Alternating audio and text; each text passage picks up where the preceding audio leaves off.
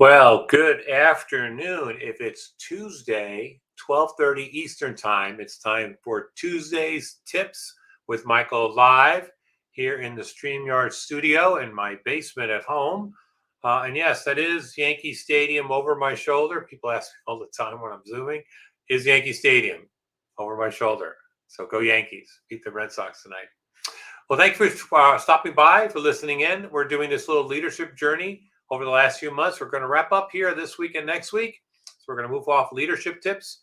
And starting in a couple of weeks, we're going to go to teamwork tips. How do we work better as a team? How does your team work better together to accomplish its mission, its task, or engagement with the client? So we're going to do a lot of talking about teamwork in a couple of weeks. But today, we're back into leadership.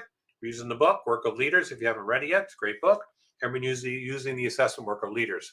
So as you know, we've done crafting a vision, building alignment. We're in execution. We're making this thing happen. We're going full forward. We know we've got the train going 300 miles an hour on the tracks.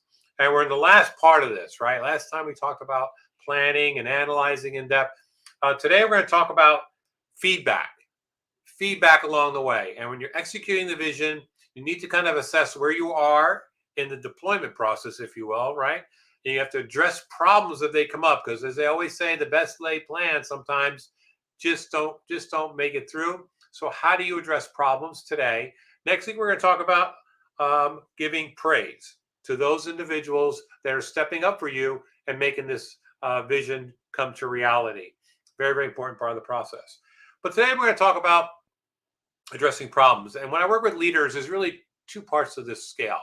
It's either you address problems as they come up and you do it fairly quickly, and there's a way to do that, or you don't address problems because you want to maintain harmony.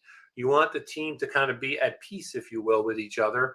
And unfortunately, when you don't address problems take their own life and can totally derail your vision at this point in the process, which would be very sad because you've gone through this far. So how do you address problems as they come up? First of all, you need to realize that problems are going to happen. The best laid plans are going to go off the track, as we talked about earlier. Trains going 300 miles an hour. There may be a bump in the track, and it's going to kind of shimmy a little bit.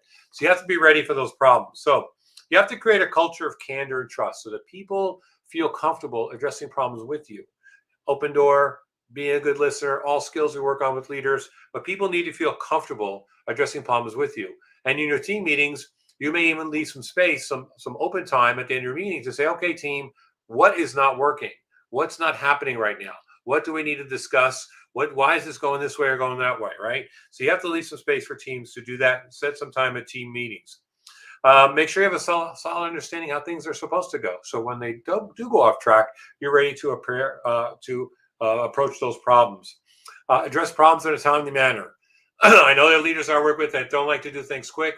They like to do things at a slow motion pace. And for other reasons, just like to be a bit more methodical before they address problems. And I get that.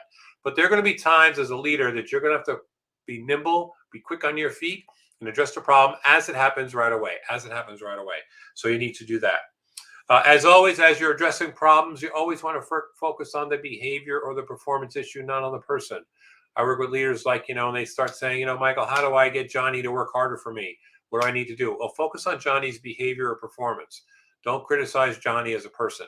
Very, very important to address the performance issue or the behavior and not the person. But you can do that. And you can be direct with that when you're addressing problems. Be consistent in your feedback. Be consistent with the team. Don't single anyone out. If someone who is, supposedly, a great performer that's performing poorly and getting this vision to reality, you've got to address that problem the same way you would anyone else on the team. So be consistent in addressing problems and how you handle those problems. We do a whole session on coaching for managers. It's a great session on how to be a coach. So use these problem opportunities as coaching opportunities. Get somebody to learn something new. Very, very important as a leader. I will be doing a webinar on this entire program, this entire assessment.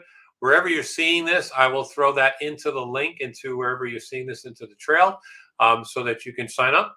We have a few folks signed up already for the Work of Leaders webinar. It's a free webinar. It's about 30 minutes. It's going to go through a deeper dive of the assessment, the program, how you can deliver it. So that's kind of where we're at. So have a great week. Be a great leader. Address problems as they come up. Address them properly. Make sure people stay on track. and your vision will come to fruition. Next week, we're going to be talking about offering praise, the importance of offering praise to your employees. I never heard an employee say, Michael, my boss thanks me too much. I haven't heard that. We're going to talk more about that next week. So Tuesday Tips with Michael live here, wherever you're seeing this.